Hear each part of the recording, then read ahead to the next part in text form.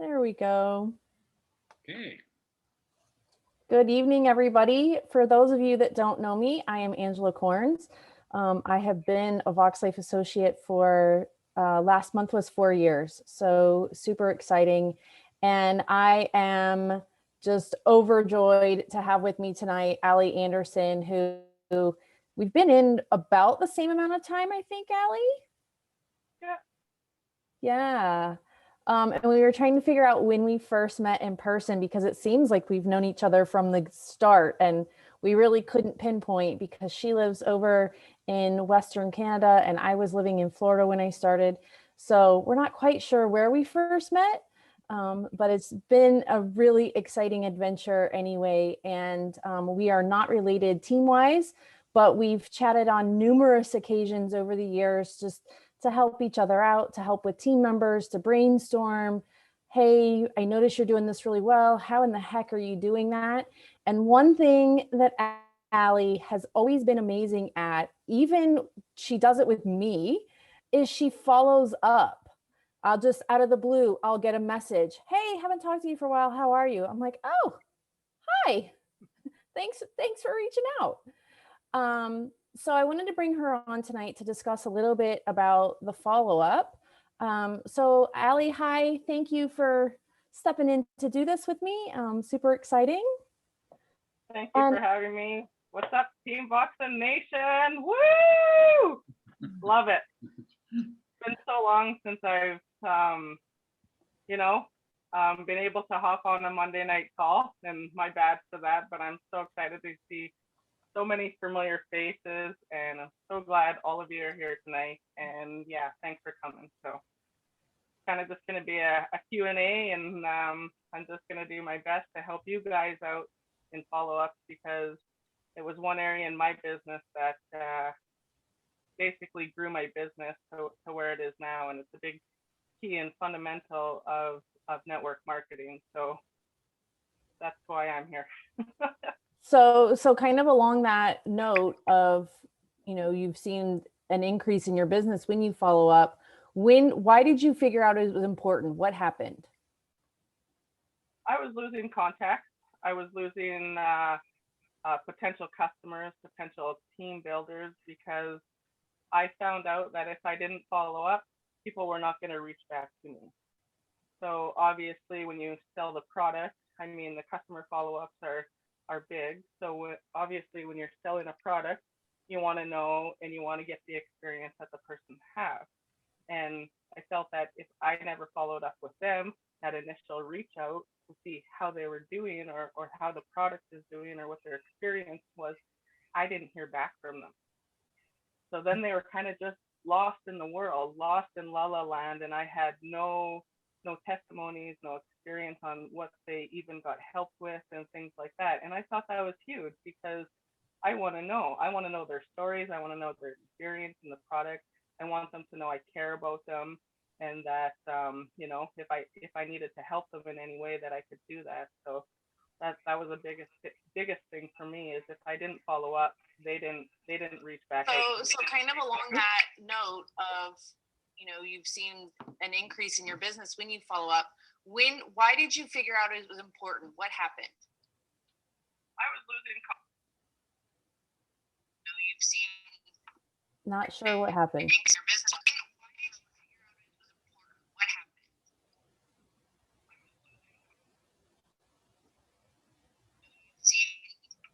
Not sure what happened. What's going on here? Is it coming back from, do you have Facebook open on your computer? Is it reverbing back from Facebook? Hang on 1 second. Is it coming back from, do you have Facebook? Try that now. I think we're better. Okay. So we'll get back on track. Allie, what was your aha moment that follow-up was important? My biggest aha moment is when I'm putting her on the spot here. We didn't talk about this question. I'm pretty good at follow-ups on the spot, so I can handle it. It's all good, Angela. My biggest aha moment was the moment that I knew follow-ups was important is when I had like spreadsheets and books and notebooks and all of that. And I tried to keep the contact information, the name, how to get a hold of them, whether it's Facebook Messenger, email, phone, text. I had all these lists and things. And all of a sudden, I found that I needed some kind of a system because what I was doing wasn't working for me.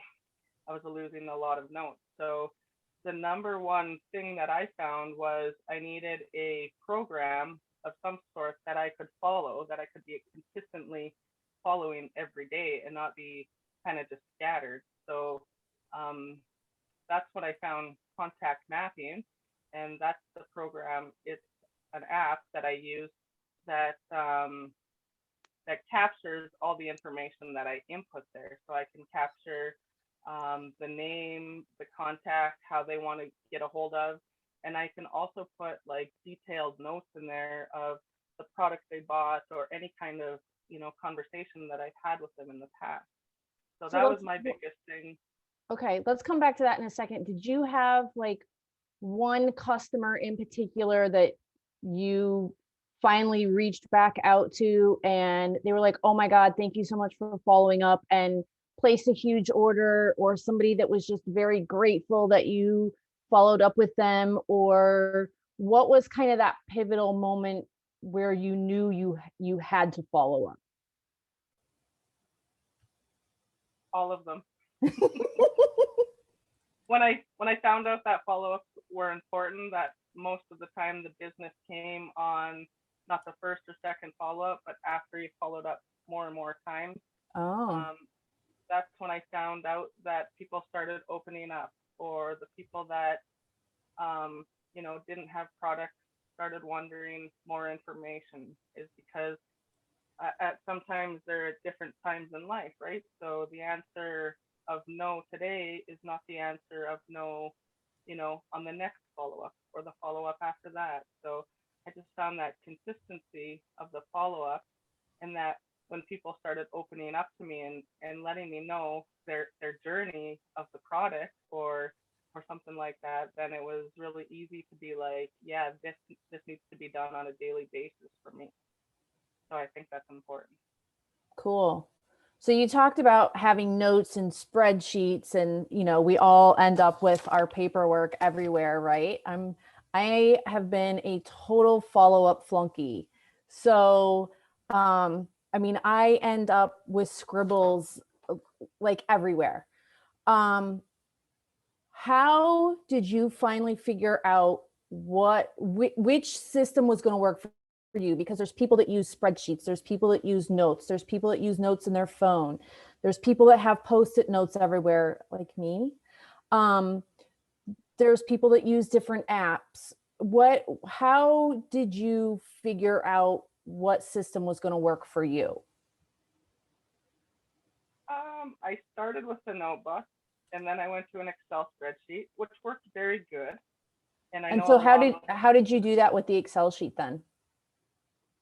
just name, contact, phone number, or email, however I was getting contact, the product that they bought, the issue that they were trying to help, their initial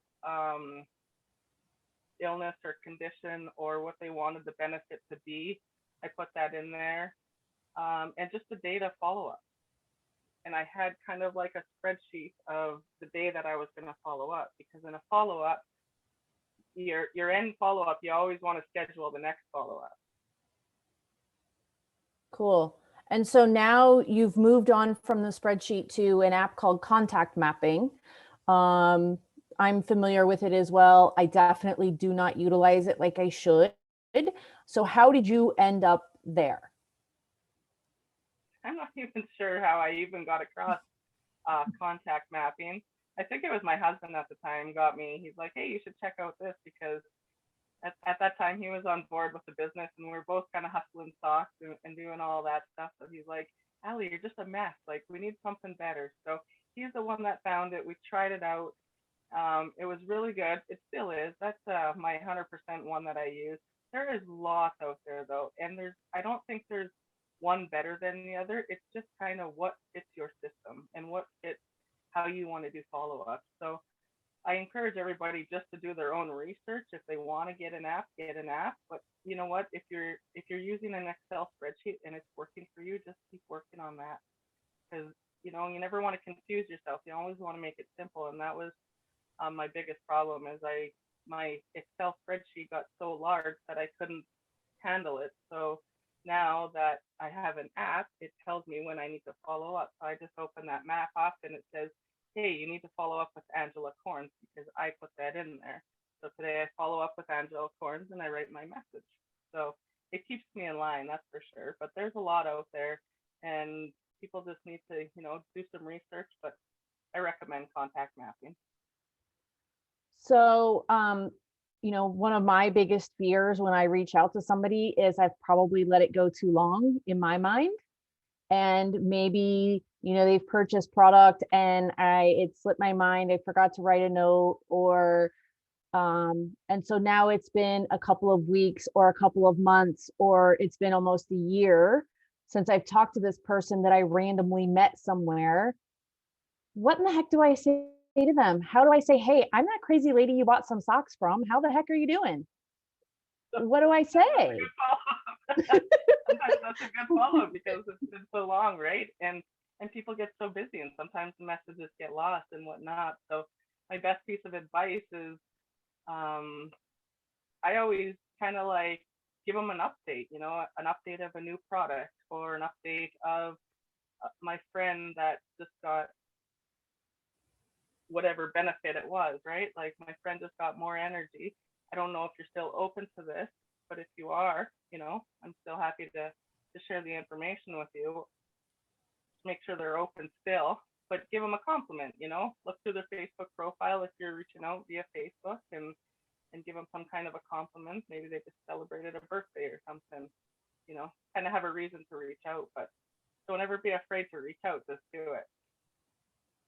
Sounds so easy, right? So on your regular follow-ups, what do you say? I invested in a program called Rank Makers, and some of the team on here know of Rank Makers because Jay had Ray Higdon at one of our conferences one time. So I invested in that, and I have a social media script book from Rank Makers that I use, that when you open this up, it tells you what to write. So it was fairly easy for me to not be afraid to send the message, right? And I also have this, it's the proven guide for network marketers, also from Rank Makers. And this one goes through all the obstacles. So if you're reaching out to somebody and they give you something back, like it's too expensive, or I don't have enough time, or whatever the case is, there's a bunch of scripts that I use to reach out to people. So my follow-up system is obviously the initial reach out, and then 4 days, and then 30 days, and then every 30 days after that is the reach out, until they tell you basically to get out of town or they block you or something like that. But I've always been taught by one of my good mentors, Ray Higdon, to be addicted to the activity, which is the reach out, and not about the outcome, about their response. So that goes into the next question, because a lot of people fail to reach out because they're afraid of what the person's going to say. I didn't like the product. It didn't do anything for me. No, I don't want to join your company or your business. How do you get over that fear of being rejected? And what do you say? Posture. It's called posture. So when they are, actually, I read this book and it's called Go for No. And I learned that from Ray Higdon also, because I used to have the fear of rejection, and I used to be the person who didn't want to follow up with people because I was afraid of the no's. I was afraid of, you're crazy, this is not working, all the BS that people try and come up with. So I was that person at one time. And I just figured out that if I went for no, it was like, yeah, I got a no instead of I don't want to do the next one because what if it's a no? So I was actually excited to get no's because all those no's led to yes, and you're not going to get yeses until you get no's. So until I stopped having that fear of rejection and started to have posture, and somebody gives you an objection, you just say, totally cool. Do you know anybody else that may want to benefit from better sleeping, more balance? If not, totally cool. Very cool. Very cool. Um, so we kind of discussed this a little bit today when we had our little chat, but you know, just like being a little nervous coming on here because you and I haven't done a training in quite a while, and we used to do them quite frequently. And so when you haven't done it for a while, it feels weird, and you get a little nervous. You're like, oh, I hope I remember how to do it, and I hope I don't embarrass myself and everything else. The same is kind of true with the follow-up, right? Very true. Very true. You just got to set some time. And like I used to use, I can't remember, Angela Brown. Is that her name? Mm-hmm. And Dr. Laura Centino, I think, a while back. They did a training and it was about the 2+2+2 system. So I implemented that in my business, and it was basically reach out to 2 people, follow up with 2 people, and follow up with 2 either team members or customers. So it was just like a daily method of operation that I had to get those, 2 in. If you can do 1, do 1. If you could do 5 or 10, do that. But it's just about consistency and repetition and building that into your daily method. And don't be afraid to reach out. It's kind of like building that little muscle that says you can do it and you need to do it and it's okay to do it no matter what happens. Because you got to remember, they are not the prize. You are the prize. Oh, that's good. I like that. If anybody has any questions, here, Allie, somebody has a question that says, does anyone have suggestions when people don't respond after you've sent them samples and you've asked politely a couple of times for their feedback? Do you send samples? Samples? Mm-hmm. Absolutely. Yeah. And so what do you do if somebody goes to you after you send the samples? What do you mean by that? This person said that they've asked politely for some feedback after they sent the samples, but the person won't respond to them. It's hard. I mean, you can keep trying, right? I don't know. It's really hard and that's the thing. Sometimes people respond to samples and sometimes they don't, and you just got to keep trying. And if they don't want to respond, don't let that get to you, because you just have to move on to the next person, because that next person is needing your help. And I think I'm going to add a little bit to that, because I personally think samples can be good and they can be bad. I send a lot of samples, but I don't expect that everyone's going to get back to me with the samples, because one, they're samples. That person didn't invest anything to get the samples. So they may not invest in wearing them correctly, and they may not invest in giving you any feedback to them. So if they don't give you feedback and they don't get back to you, you move on to the next one and you chalk it up to they just weren't in it as invested, and you can't want it for them more than they want it for themselves.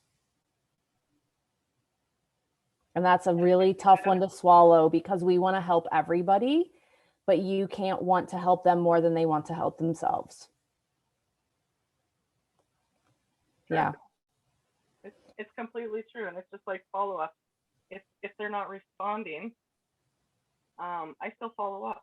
Even though they haven't responded in 10 times that I follow up, I still follow up until they tell me to get out of town, or somebody tells me to pass on. I'm going to follow up and follow up and follow up. And Jay has told me many times, and many of us too, like, just bless and release. Just learn how to bless and release, because we don't need those people. We have so many people in the world that need our help. We just have to make a voice and get it out there so people can hear us. Absolutely. So we've talked a little bit about just various systems. We've talked a little bit about the importance of follow-up, how to get over a little bit on how to get over our fears of follow-up, the rejection, the what if they don't respond, what if they tell me to get lost, what if they tell me they didn't like it. A lot of all of this comes down to what's our inner fears and why do we feel that way. And people don't tell you when you get into network marketing that you have to better yourself to do business better. So Ali, you mentioned investing in rank makers and reading some books, and I know that you pay for the contact mapping app, but why is that? Why is making investments in yourself so important? I'm going to go a little off topic of follow-up, but because getting over your own hangups will help you with your follow-up. That's right. Ray's the one that provided all that into me, because he's a person that I really, really resonate with. And I mean, there's a lot of ways to do follow-ups, and you can use scripts or you cannot use scripts, and it's your choice of kind of how you want to do follow-ups. But investing in yourself is big, because sometimes you need the system and the tools in place that you are having the fear with. And when you have a trainer or a coach telling you to just go, you just go. That's awesome. If anybody has any questions, feel free to type them into the chat. We've kept this pretty light and fun, and not digging into the depths of follow-up, and but giving you a really broad spectrum of the hows and the whys. And but please, we have a few minutes, so if you want to ask any questions, either type it in or feel free to unmute yourself and ask away. But it's so great to see everybody on here this evening. So I'm kind of like Ali, I haven't been on a training call for a while, and I most certainly haven't done any trainings for a while. So very fun to see everybody. I was just going to, Ange, hi, Terry here. Hi, Ali, great thoughts here. I was just going to direct this to Karen Pugh, who asked a question about follow-up on people that aren't responding.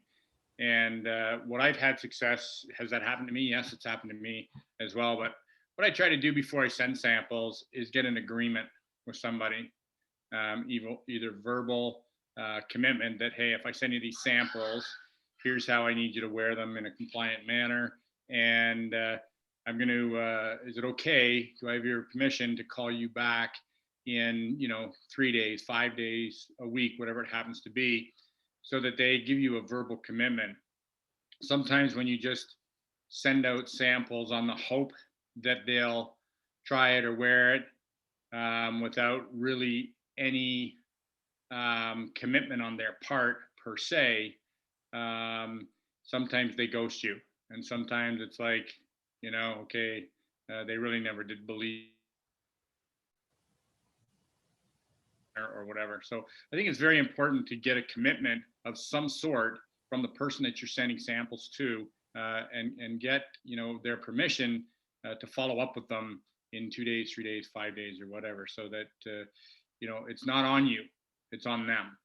In other words, if they've agreed for you to call them in 2 days or 3 days or whatever it happens to be, and they've agreed to wear it compliantly, and they're not responding, then it's a lot easier to wash your hands of it than it is when it's like, okay, well, we really didn't talk, and they sent these, and they should wear them, and they should. So Karen, just if you can get some sort of an agreement with them, almost like a verbal contract, it will help in being able to keep the conversation going. So I hope that helps.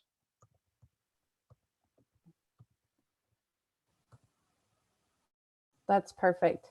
There's a question just to clarify. Rank Makers is actually it's a coaching program, And the social media scripts is just a book that Ray Higdon, who is Rank Makers, he has just a little script book to help you out there.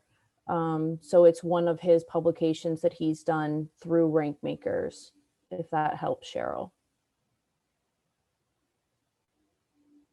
I think the website for that, if anybody's interested in that Rank Maker script book, is rankmakers.com/swag, and you can find it there.